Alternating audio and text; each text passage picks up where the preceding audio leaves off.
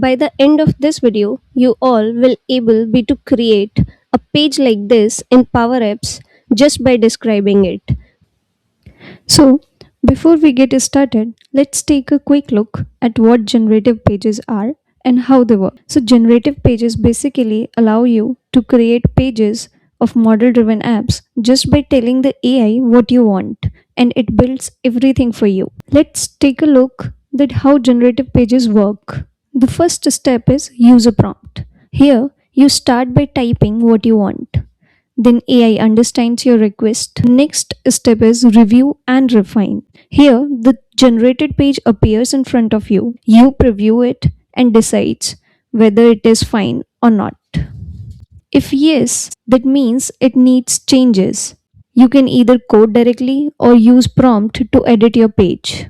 Here you test the page. The next is solution packing and deployment. Once the page is tested and ready, it gets packaged as part of solution and deployed to your target environment. Then the live page, which means your page is live now inside the Power App. User can access it, view data, fill forms, all the things you want to do with the page. First and the most important thing to create your generative pages is your environment needs to be set in the US region. Currently, this feature does not work in other region, so create an environment in US region. Now, go to your solution and open your app. Now click on the add page and here generative page.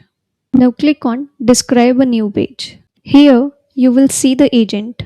This is where you can add the images for UI reference. From here you can add the data source and here you describe how you want your page to look.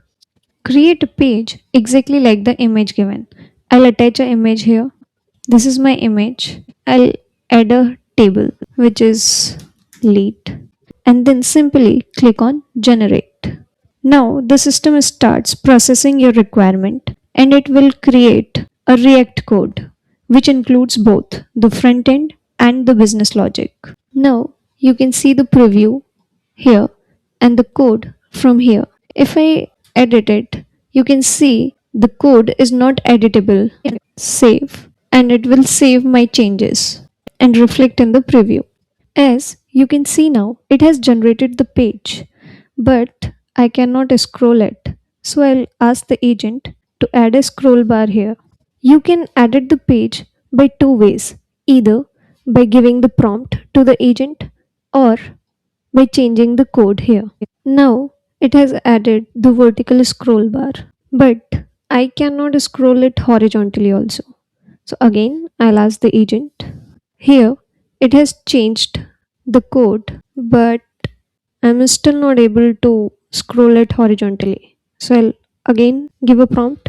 Now I'm able to scroll it horizontally as well as vertically. One issue I am facing with these pages is that you can see I had to enter the prompt multiple times to make it work. So this can happen with you also sometimes. Now I want to replace this continue button with submit.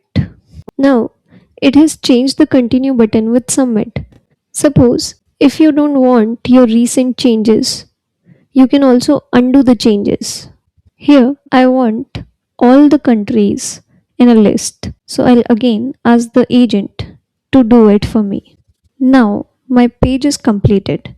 Actually, right now I'm not focusing on the scenario. The goal here is just to show you how generative pages work. Hope that makes sense. Now I'll save and publish it. Now, if I see my app, I can see my page here on the navigation. If I click on this, from here I can change the name of my generative page. Save and publish. Now, if I play my app, I can see my page here on the navigation. Click on this and this is my page here. So in this video, you all have seen how we can create a model driven app page just by describing it.